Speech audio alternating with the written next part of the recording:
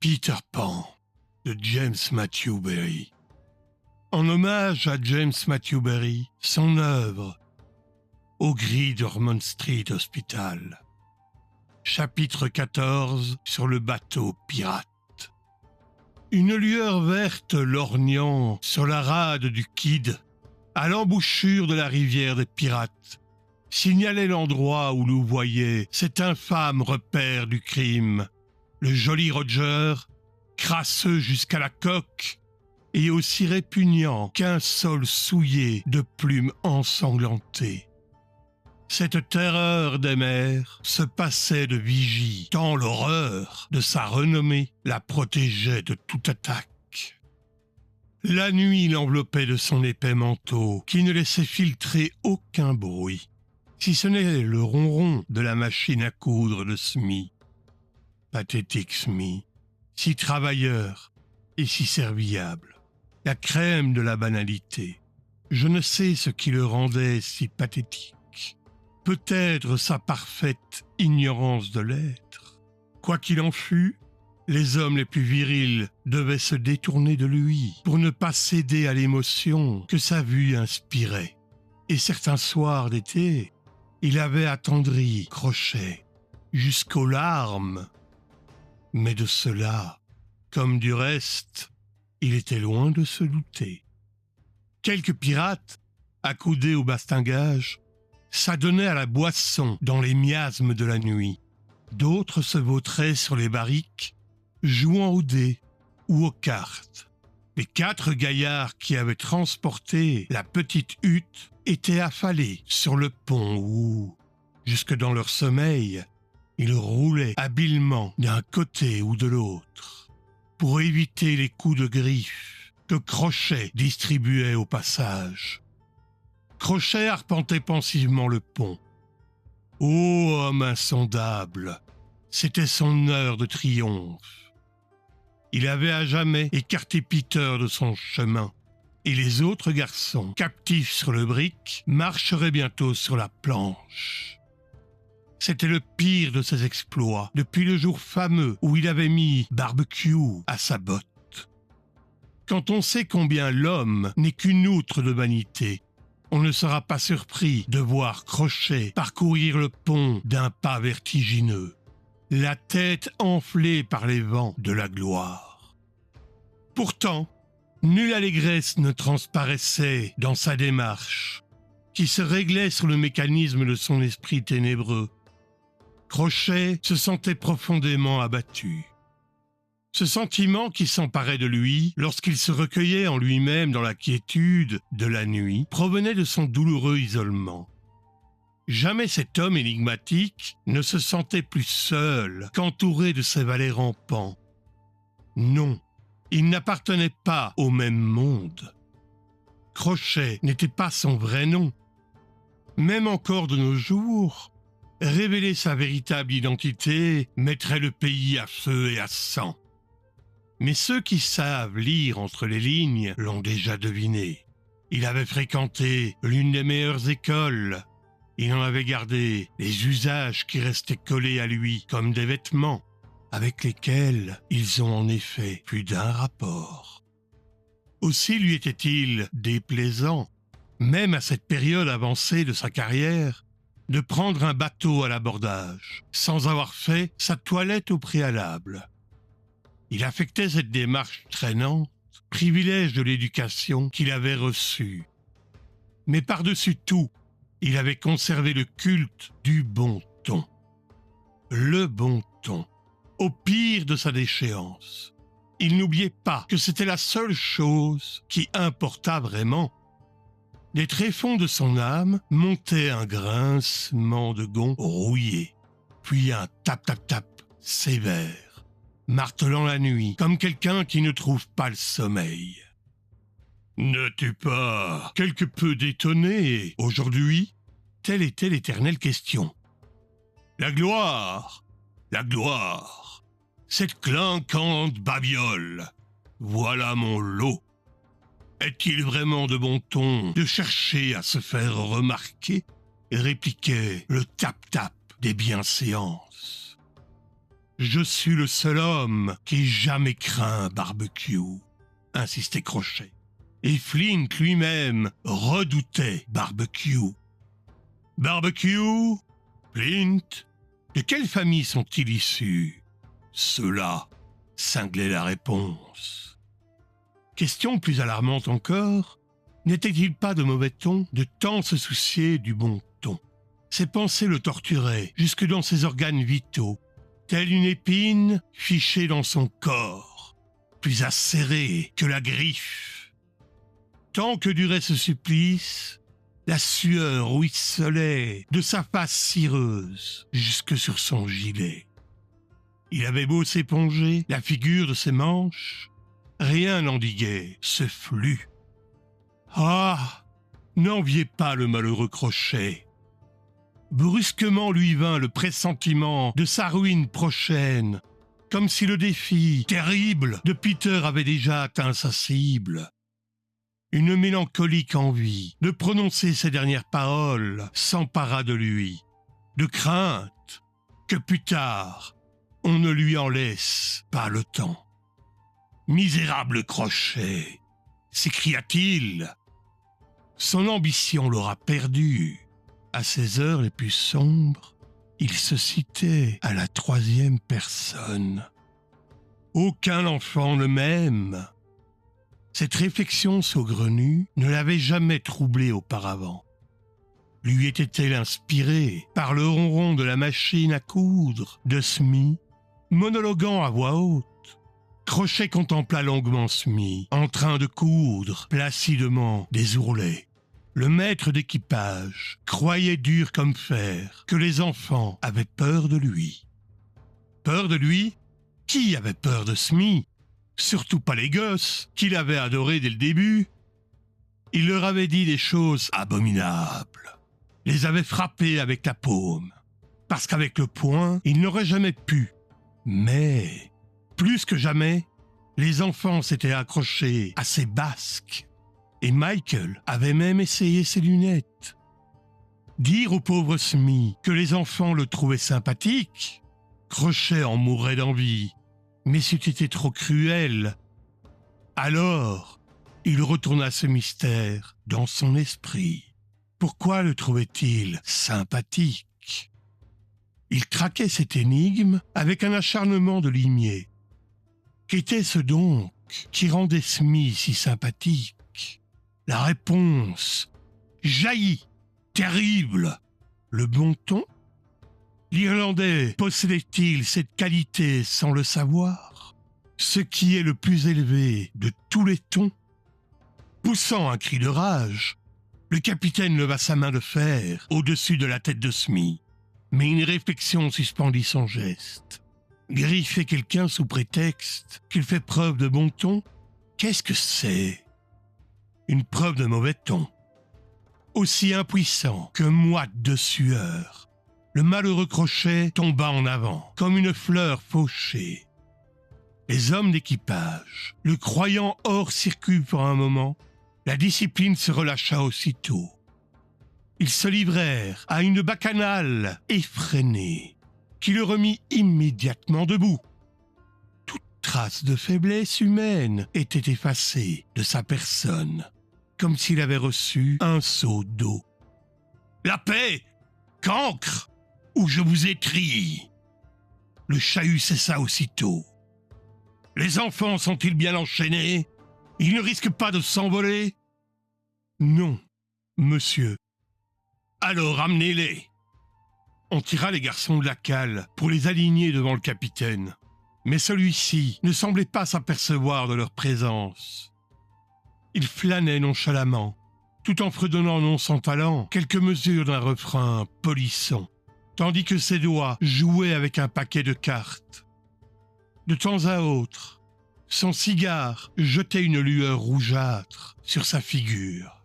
« Maintenant, mes mignons, dit-il avec vivacité, 6 d'entre vous vont passer sur la planche.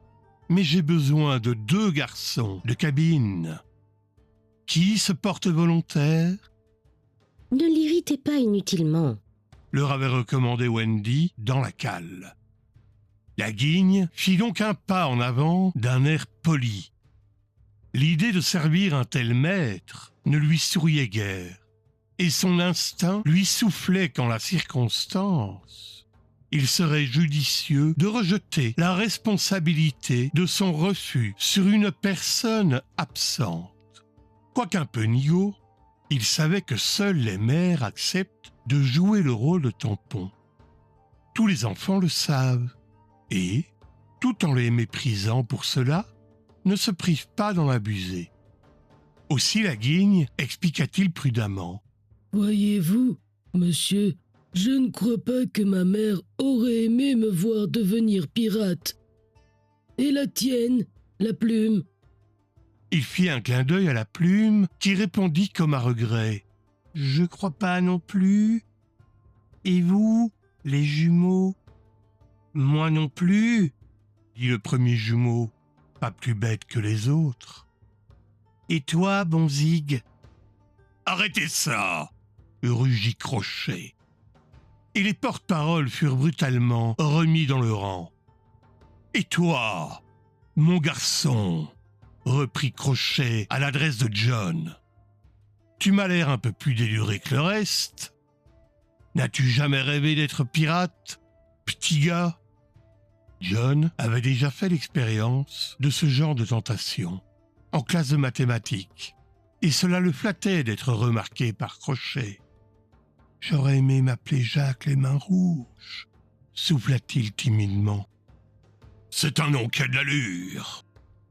On t'appellera comme ça si tu te joins à notre équipage. »« Qu'en penses-tu, Michael ?» demanda John. « Et moi, comment m'appellerait-on si je venais aussi ?» s'ensuit Michael. « Jojo Barbe Noire. »« Qu'en penses-tu, John ?» fit Michael, impressionné. Il voulait que ce fût John qui prît la décision, de même que John voulait que ce fût lui. Resterons-nous les sujets respectueux de Sa Majesté ?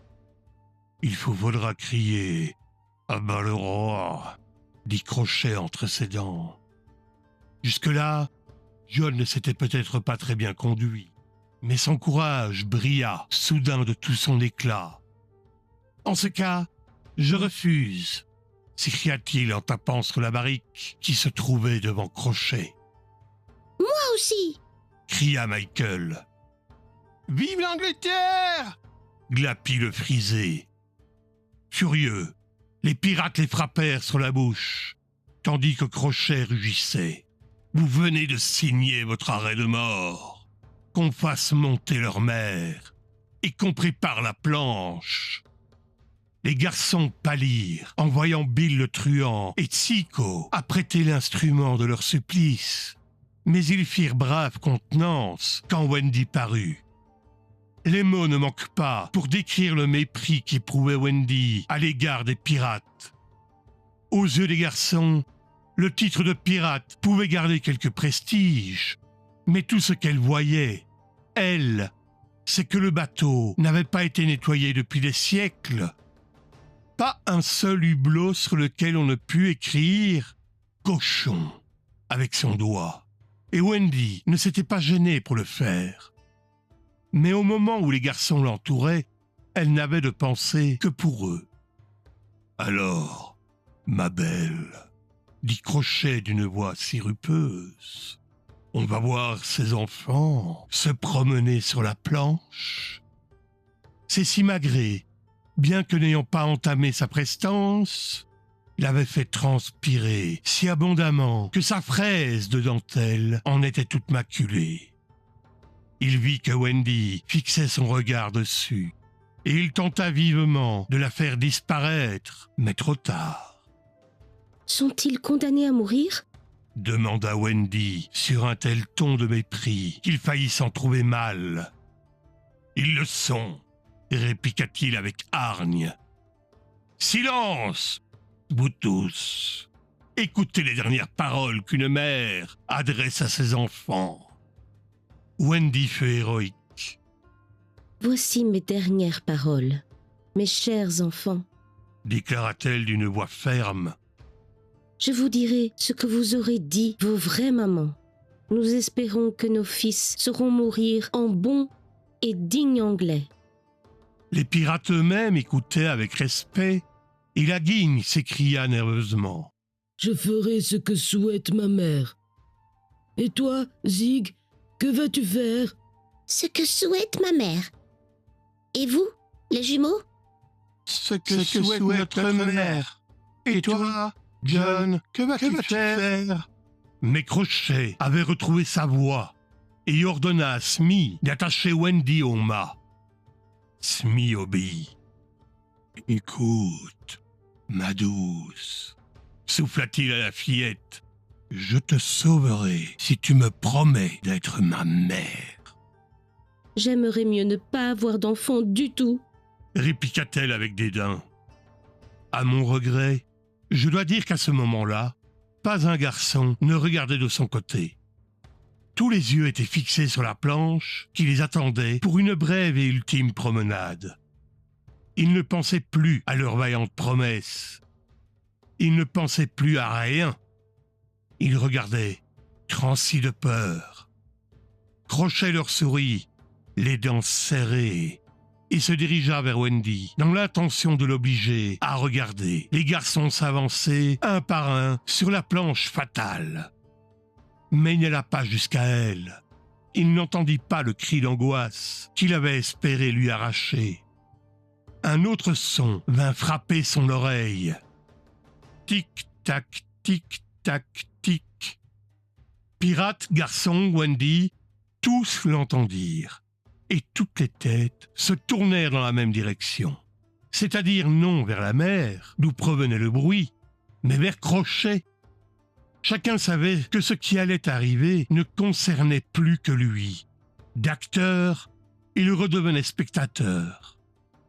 Le capitaine était affreusement changé, disloqué, comme si on lui avait déboîté toutes les articulations. Il s'affaissa en un petit tas. Le tic-tac se rapprochait régulièrement, précédé de ce pronostic effrayant. Le crocodile se prépare à monter à bord.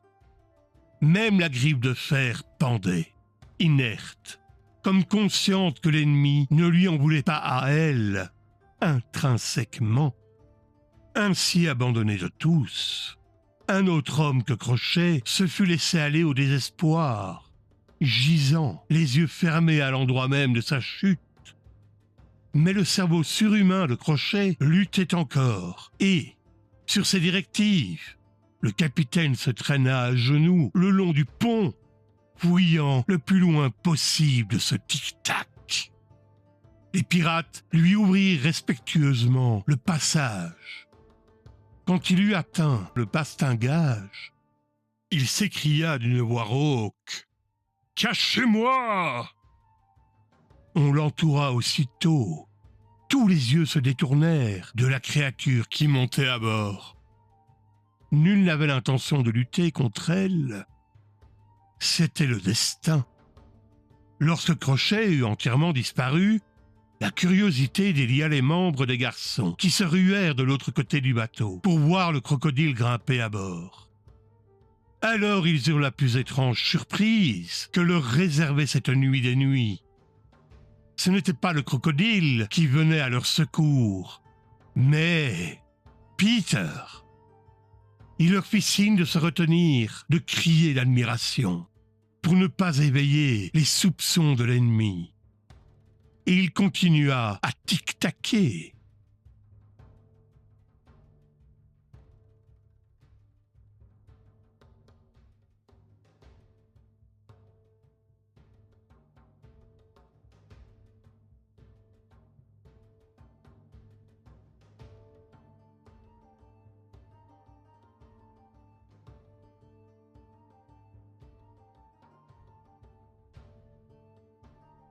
Activez les cloches, déposez votre seau, votre like et le charbon de nos chaudières.